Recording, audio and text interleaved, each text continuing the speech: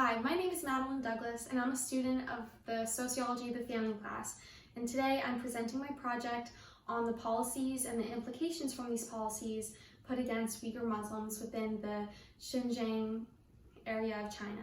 And here's my little helper. So today we're going to be discussing some of the policies and implications from those policies that were put into place by the Chinese government against Uyghur Muslims in the Xinjiang area. So to begin, we should go over some background information, as it's really important to understand how the culture is important to these Uyghur Muslims. So in 751 AD, we have the Tang Dynasty, which is basically gotten rid of, destroyed, and beaten by some Arab Muslim forces. And that's what brought in Islam into the region. And that's the emergence of the Uyghur Muslims. So by the 14th century, the region was actually primarily Muslim. And so they also spoke a language, which this is some examples here. They spoke a language that is of Turkish origin, and their relationship to religion is incredibly important to their self-identity. So by 1950, the area was 75% Uyghur Muslims and only 5% Han Chinese. And Han Chinese is kind of, in China, it's like the ideal cultural Chinese that the government is trying to push the Uyghurs into. So by 2008, though, there was 46% Uyghur Muslims and 39% Han Chinese. And the big reason for this is in the 1950s, they started enacting some policies for infrastructure, so trains and railroads, bringing Han Chinese into the region. So something that happened with this infrastructure brought in and the Han Chinese moving to the area is you could really see that the government was trying to push away ideas of separatism, because since the Uyghur Muslims were so close to their identity through Islam and they are of Turkish origin, they actually didn't have a lot of connection to the rest of China. So that's why they started building these new infrastructure plans. And then after the Cultural Revolution, they started really pushing everything towards communism, which you can see this as an example right here. With this was the assimilation of Uyghur Muslims into Han Chinese culture, which actually made the Uyghur Muslims feel kind of attacked by the Chinese government. They didn't feel that they were being heard. You know, their culture was not being seen as important, and they were expected to assimilate into the Han Chinese culture. And one thing that they did to kind of make sure that this would happen is they created compulsory Mandarin Chinese in schools. And at this point, Mandarin had become the official language of China. And so now a lot of these Uyghur Muslims who did not speak Mandarin, and here's the difference, here's an example of some Mandarin Chinese, and one of the biggest issues with this is they were unable to find the resources and the jobs that they needed, because upper level jobs were expecting these Uyghur Muslims to have Mandarin language capabilities, and so there were unequal opportunities when it came to jobs and employment. So one reason that the policies came into place that were kind of against Muslim minority communities, specifically the Uyghur community in China, is because in the 1980s there was a series of terrorist incidents, and the Chinese government really related this to extremism through Islam. And so they started specifically targeting this. And one of these policies put into place is the 5 people policy, which was put into place in 2014, and it was a ban on people wearing hijabs or scarves.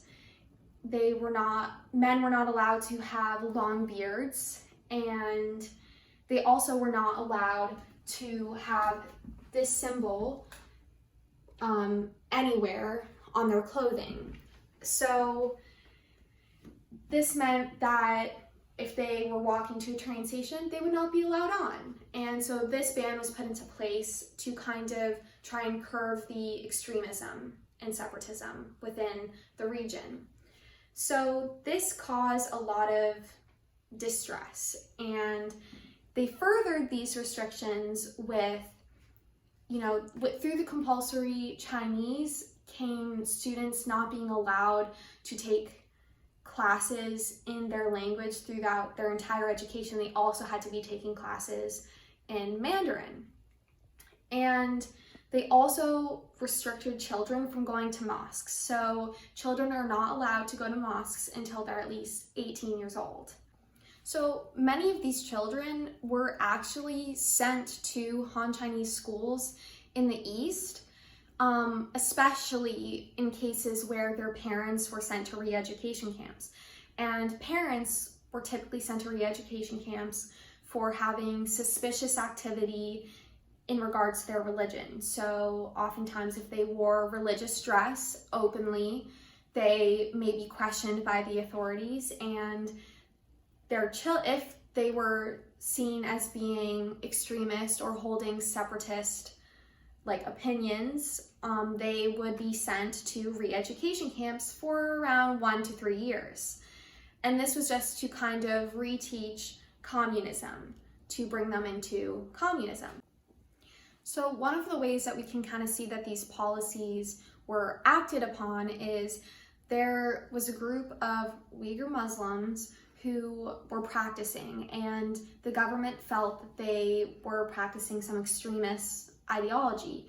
And so they conducted a police raid to take out this extremist faction, and in the process they did end up killing 11 children and women because of their dress. And so this is how some of these policies have affected families, because these children, these mothers, these fathers, they are being separated and killed. Some of these policies that we just discussed actually cause a lot of change and implications. So one of these policies, one of these structural changes that affected families in the region was the increase in, transportation, which we discussed earlier.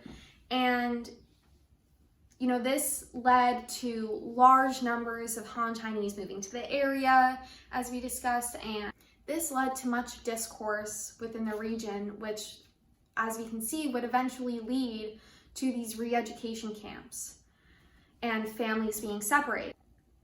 In the mid-20th century, Mandarin became the official language of China, and this brought the lack of equal access to equal job opportunities for these Uyghur Muslims. And this is one of the structural changes that we can see happened and the implications of that.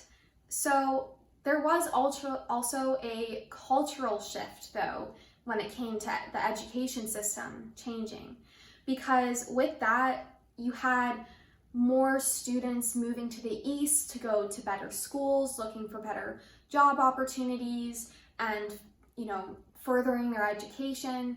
And with this came the assimilation into the Han Chinese culture, specifically for the children of these Uyghur Muslims. And so they were brought up through the Han Chinese system, they got jobs in that culture, and they assimilated. So they moved away from their Islamic faith and towards communism. So all of this assimilation and moving away from their families to go to these schools, this was all to better their life chances.